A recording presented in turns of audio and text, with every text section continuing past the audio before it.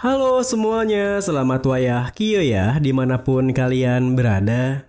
Kembali lagi bersama Mamang dan di video kali ini kita bakal lanjutin manhwa Ahli Pedang Keluarga Tang. Kita masuk di part 45. Di awal video ini, tentu saja apa yang dikatakan Metodir membuat Monchan terkejut. Ditambah lagi, bersama dengan sosok Heavenly Demon yang semakin mendekat, Metodir juga tiba-tiba berlutut di sana yang membuat Monchan terdiam mematung berpikir. Heavenly Demon? Sungguh? Maksudmu ada otoritas lain selain ketua kultus kita? Hah? Bahkan Metodir yang tidak pernah berlutut pada ketua kultus mengabaikan pertanyaanku dan berlutut di sana. Mungkinkah itu makhluk yang mirip dewa? Itu terasa lebih intens saat aku semakin dekat dengannya.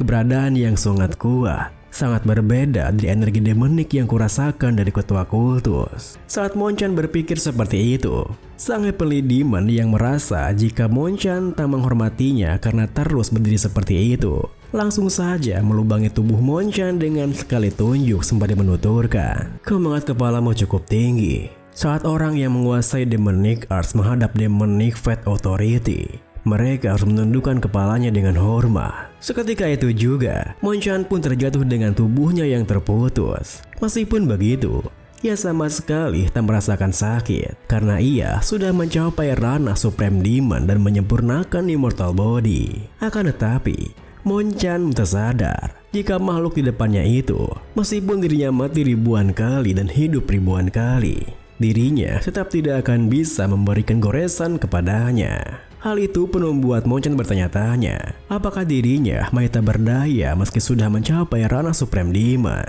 Dan saat Monchan berpikir seperti itu, sang Heavenly Demon melirik ke arah Metodir di dekatnya bertanya, "Metodir, kenapa aku melihat serangga yang bukan keturunan Yeon di ruang yang aku ciptakan oleh pikiranku?" Metodir pun memberitahunya jika Monchan adalah murid Master Hyeon saat ini, yang membuat sang Heavenly Demon kembali memperhatikan Monchan yang kini berdiri dengan tubuhnya yang tengah beregenerasi.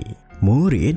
Oh, tubuh yang menarik. Apa ini kayak Demonic Arts yang kau kuasai? Tapi pandanganmu itu cukup menjengkelkan. Apa karena kepalamu bisa beregenerasi meski terluka? Mendengar perkataannya, Monchan pun langsung berlutut di sana sembari berkata, "Pengikut kultus Heavenly Demon, saya Poison Demon rendahan yang Monchan memberi hormat kepada Supreme Being Demonic Fate, Lord of the 10,000 Demon."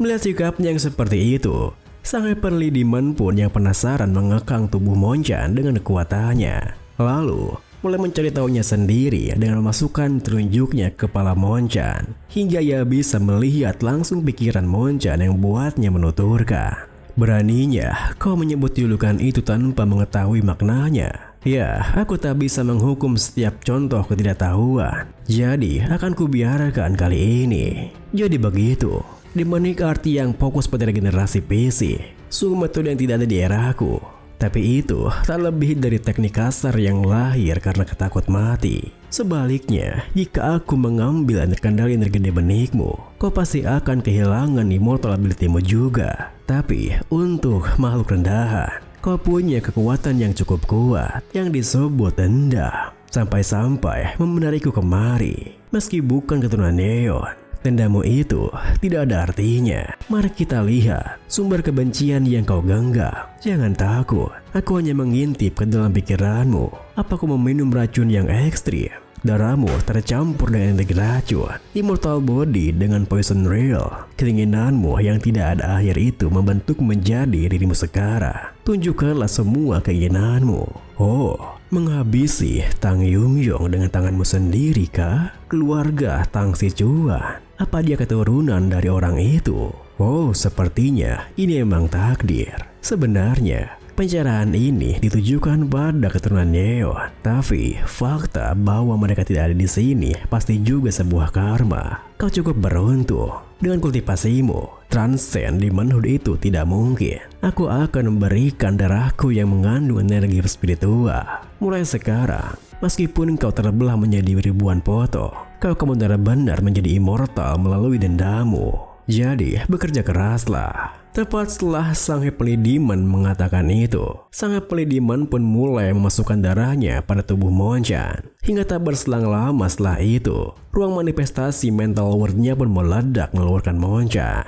Kini, Monchan yang telah keluar dari ruang manifestasi mental world-nya pun mengatur napasnya berpikir, "Sia, apa yang terjadi padaku? Dan apalagi ini, aku merasakan ada dua energi kuat yang berasal dari Tiansan. Apa deteksi energiku jadi lebih kuat karena hal yang baru terjadi? Satunya adalah energi ketua kultus, dan satunya lagi terasa familiar. Tapi mungkinkah kita beralih ke markas utama kultus demonik di Tiansan, di mana pemimpin kultus demonik Hyun Yeon yang melihat kedatangan Yum-Yong di sana berpikir, Sekte Ming, pendahulu kultus Heavenly Demon. Kelompok ini dipimpin oleh leluhur keluarga Yeon, saudara terbaik di dunia, bertentangan dengan persepsi publik. Kelompok ini menganjurkan kebenaran dan memprioritaskan kesejahteraan rakyat. Terlebih lagi, sejak salah satu anggotanya yang menantinya akan menjadi kaisar, pengurus sekte itu pun menjadi sangat luas. Pada titik itu,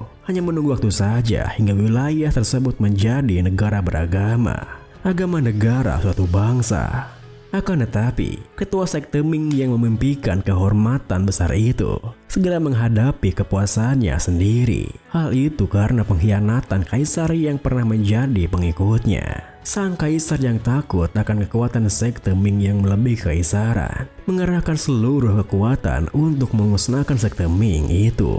Lalu rasa marah karena kehilangan rakyatnya dan pengkhianatan membuat ketua sekte Ming dipenuhi oleh emosi negatif, dibutakan oleh dendam terhadap kekaisaran, sehingga dia menggunakan teknik terlarang yang pernah dia larang. Itulah kenapa Heaven Defying Summon tidak bisa berada di dataran tengah, dan alasan kenapa kultus Heavenly Demon didirikan di tanah tandus Xinjiang. Dunia hanya tahu sebanyak itu, tapi leluhur kami bertahan di Xinjiang karena metode baru untuk meningkatkan kekuatan seseorang. Metode untuk melewati batasan tanpa menggunakan sihir atau teknik terlarang melalui malevolent spirit. Keyakinan menjadi objek kepercayaan orang lain akan meningkatkan kekuatan seseorang. Saat kekuatan itu terakumulasi, seseorang bisa melewati batas manusia dan menjadi dewa. Leluhur kami yang rencananya digagalkan oleh kaisar bertujuan untuk mengumpulkan pengikut baru dan membentuk sebuah keyakinan di Xinjiang. Tanpa mengetahui situasi di dataran tengah, tapi ada batas besar untuk keyakinan rakyat biasa di Xinjiang saja. Kami harus memperluas pengaruh kami di dataran tengah yang luas. Setelah kami memperluas pengaruh kami, maka kedepannya akan lebih mudah. Kami akan melepaskan seluruh malevolent spirit yang kami kumpulkan untuk menyebabkan kekacauan di sana dan menjadi penyelamat mereka. Karena hanya kami yang bisa mengendalikan para spirit itu. Kami akan dihormati sebagai dewa untuk menciptakan pijakan dalam perluasan wilayah tengah. Anakku, Jung Hyuk, melemahkan kekuatan dataran tengah sebagai Dark Lord of Destruction. Saat kami akan musnahkan Kunlun dan Gongdo, hari di mana kultus kami akan memimpin dunia ada di depan mata. Kenapa semua ini terjadi? Dengan pikiran seperti itu, pemimpin kultus demonik Hyun Yeon bertanya. Jadi, pemimpin aliansi Raigos datang sendirian sepagi ini untuk memberantas kejahatan ya. Dengan wajah seriusnya, Yum-Yong menuturkan, dalam perjalananku kemari, aku melihat lebih dari cukup alasan untuk menghancurkan kalian semua. Oleh karena itu, tidak ada alasan untuk menunda. Aku akan mengirimmu untuk menemani guardian kiri dan kanan atau siapapun mereka itu.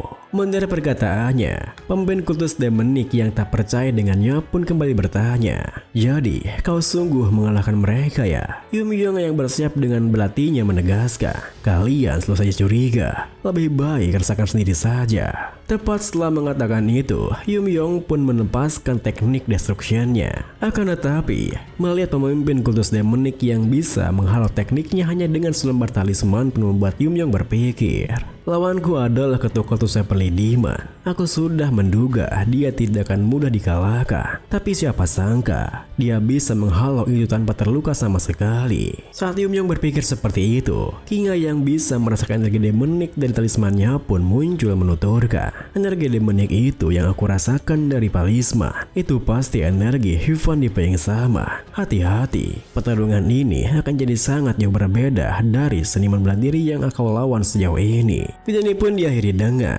tepat setelah Kinga mengatakan itu, pemimpin kultus Family Demoniknya pun mengeluarkan talisman lain sembari menegaskan, awalnya aku berat menggunakan ini di dataran tengah. Tak kusangka aku akan menggunakan ini lebih awal. Mau bagaimana lagi? Akan kutunjukkan padamu bagaimana cara seorang sorcerer bertaruh.